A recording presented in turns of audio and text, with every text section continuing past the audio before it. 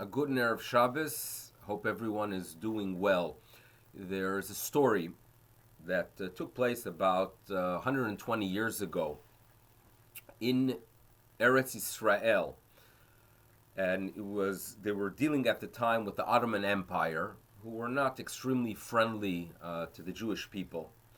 And it appears that there was some kind of decree that if a Jewish person was not actually born in Palestine, he would have to leave.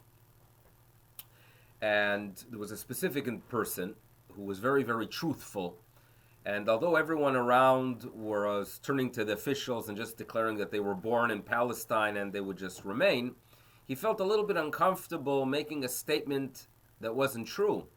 He wasn't born. He was born in Poland. So he went for guidance to Rabbi Yosef Chaim Sonnenfeld, the great rabbi of Yerushalayim. And Rabbi Yosef Chaim Sonnenfeld said to him, you know what? You could actually say you were born in Eretz Israel. And why is it? There's a verse in Tehillim that states, Uletzion ye'amer, regarding Zion it will be said, Ish ve'ish yulad ba. A man after man will be born there.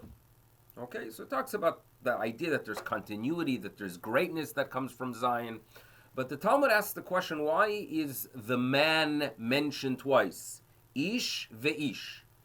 And the Talmud tells us that you should know that a person could be considered born in Eretz Israel, echad hanolad ba. Obviously, if you were born there, you are born in Eretz Israel. But echad hamitzapeh lirota. Someone is simply awaiting to see Eretz Israel.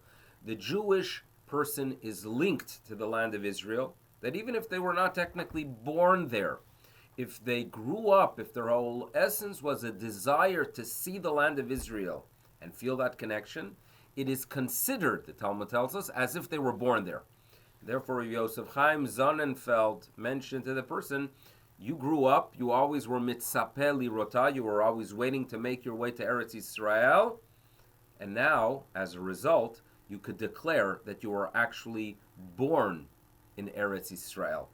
So this is a very moving statement.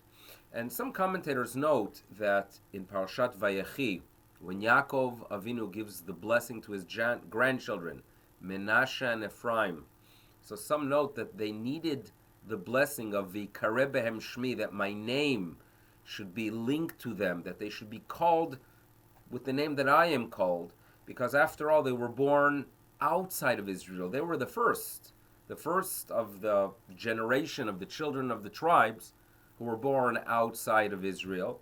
And there's a concern that when you are born away from the land, you might not feel that deep connection that every Jew should really feel. So therefore, Yaakov Avinu gives them the blessing, V'kareh behem shemi, that my name, which is obviously attached to Eretz Israel, should be called and placed upon them as well. We feel a deep connection to the land, and it is something that is fundamental, and we actually feel great pride of what's taking place in the land of Israel. But as Jews, we always pray for better. Right? We pray for an upgrade, better times. We pray for an upgrade of better government, because what we see now is a little bit of an embarrassment, and obviously it's to remind the Jew that we pray for greater things, right? A leader that is truly righteous, concerned for the welfare of the people and humanity.